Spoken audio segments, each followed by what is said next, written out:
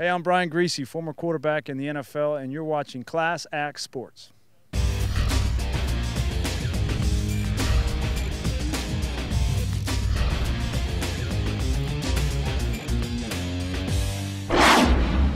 Class Act Sports welcomes former NFL quarterback Brian Griese.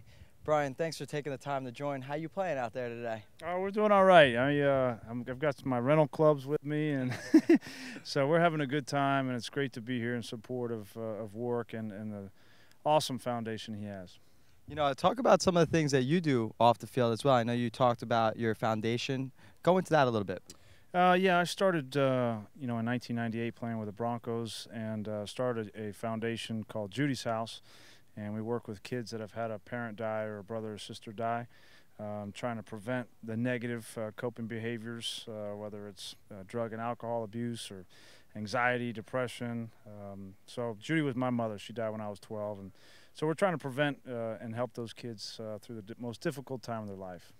That's incredible, a real class act of you. As you have had time to reflect on your career a little bit, you know, what do you think is the highlight of your career? I'm sure you've had many as a starting quarterback in the league, but what sticks out in your mind?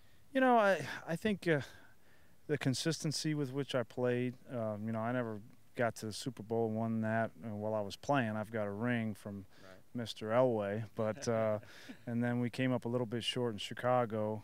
But the other thing that I'm going to cherish are the relationships, the friendships.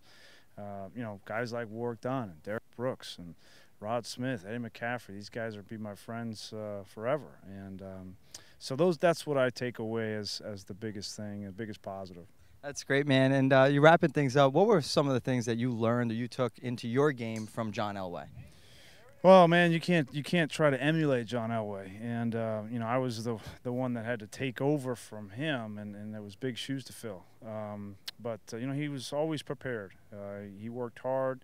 I learned a lot from him off the field as well as on the field, and he knew that when it came to the fourth quarter, whether it was a 2-minute drill or 5 minutes left in the fourth quarter, he had supreme confidence that he was going to be able to get the job done. And that's what you need as a quarterback in the NFL. I don't care how hard you throw it, how far, or how fast you run. It's how do you perform under pressure.